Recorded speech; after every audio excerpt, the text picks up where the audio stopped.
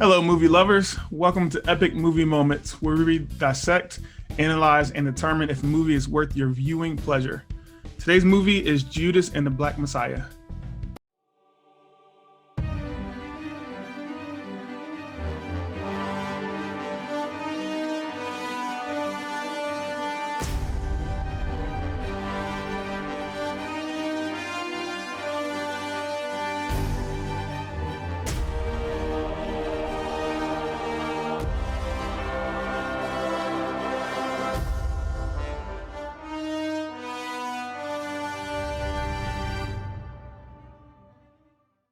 Judas and the Black Messiah was a deep movie with the most fitting title I could think of in recent history.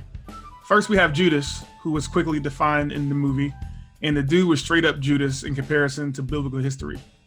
So, with the Judas established at the beginning of the film, I turned my attention to the Black Messiah. So, first off, what is a Messiah? According to Webster, no, the other Webster, Messiah is a leader or savior of a particular group or cause. So, according to the movie, Fred Hampton was exactly that, or at least becoming that. This was an era post Martin Luther King Jr. assassination, and the legal system was far from fair and just. Thousands of African Americans were hurting nationwide, and they were stuck in between a rock and a hard place. They could report injustice or an unjust system, and nothing much would really happen. Or the ones that took matters into their own hands typically just made a bad situation even worse. Fred Hampton was the new leader of the Chicago Black Panther branch, and unlike many others, he was smart, calculating, and charismatic. Instead of taking a position of isolation, like his people versus the world,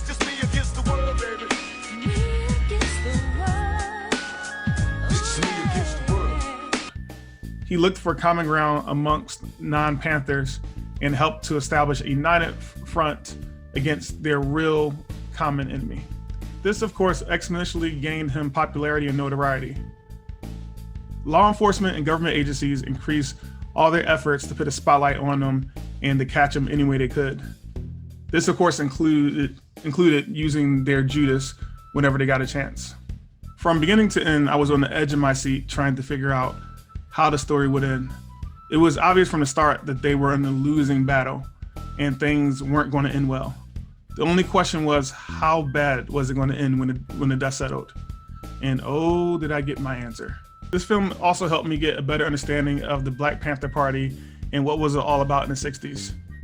I can definitely understand how this group was misunderstood, especially with the original fake news. You are fake news, sir. I know that term was kind of played out in the past year, but back in the 60s, fake news was real. And they played dirty. I will rate this movie a 9 out of 10.